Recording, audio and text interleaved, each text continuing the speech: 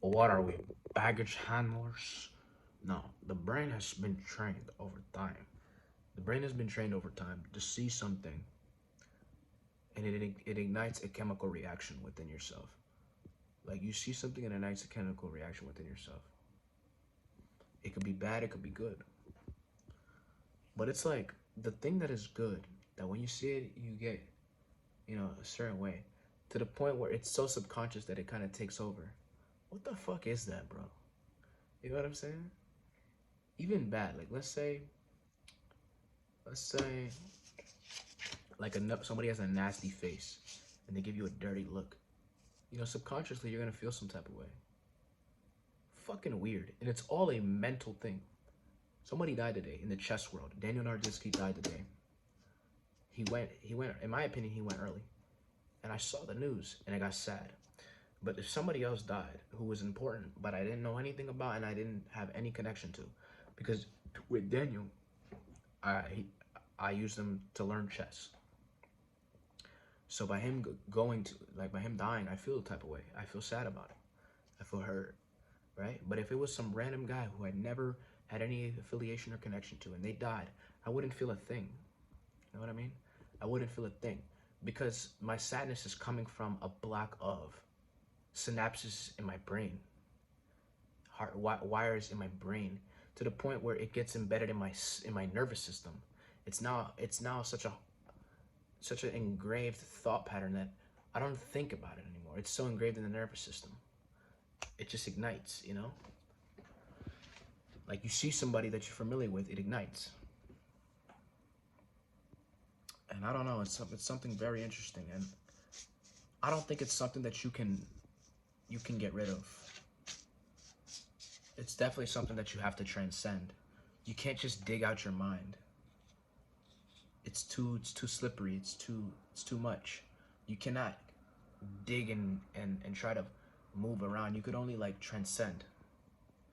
Either going to a place above it or like focusing on something entirely that puts you above it. For entirely different that puts you above it. But you cannot dig into the mind and try to get rid of your likes and dislikes like that. You have to transcend. There's no way to get in and take out. Once it's in, it's in. It's like the mind is like a big ass bucket. Once whatever's in there is in there. And the only way to quote unquote feel like you left is to transcend it. But it will always be, the bucket will always be there, you know? Of every impression, everything you've ever experienced will always be in the mind's bucket. It would never leave. And the only way to get out of it is to transcend it. When you're the most happiest, you're not really thinking. You're just there in some sort of presence of the present moment. The more present you are, the more happy you are. You know? It could be present with a thought, it doesn't matter. But the more present you are in it, you feel it. It's alive. So you can transcend. But what I'm thinking is like, is there research or something where somebody has used their positive impressions, the thing that without them thinking ignites positive emotion? Has somebody used that emotion in order to go somewhere? I don't know if you know understand what I'm saying. Like, let's say you love the color red, and every time you see the color red, you get excited. You use that excitement to put that excitement and that joy into something else. And you kind of use it. You use the energy, and you like sort of like an alchemist, use it for something else. You know what I'm trying to say? It's something to think about. Anyways, I did finish three pages of my screenplay. I finished The Godfather Part 2, and I read about 30 pages of Inception. I do want to finish Inception. I want to finish reading that. It's very good, and I just when I start reading it, it flows. I just got a little bit sidetracked because someone died today, but the person who died would want me to be happy, and life would want me to be happy. Life would want me to go further beyond and be peaceful. So that's just how it is. Now it's time to get off, upload this log, read a little bit of Neville Goddard, and fall asleep in the feeling of the wish fulfilled.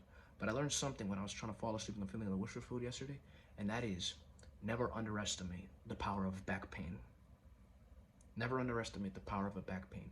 The back pain will take you away from enlightenment. The back pain will take you away from happiness. Never underestimate the power of a fucking nagging chronic back pain. Upper back pain, lower back pain, don't matter. Don't underestimate it. It's very powerful. The fucking back, that whole core area of the being, like in the body, is so fucking important. It's so important because people think like spirituality and being in tune, like, oh, it's somewhere else, it's ethereal. It's no, something as simple as having a body that is strong and healthy and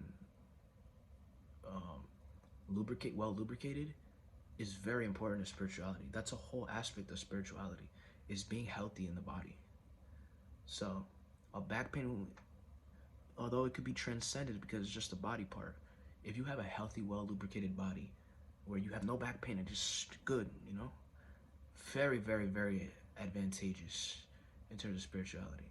Very advantageous. A well lubricated body, well healthy body, very advantageous. You can focus. You can play with those etheric realms, right, that you can't grab.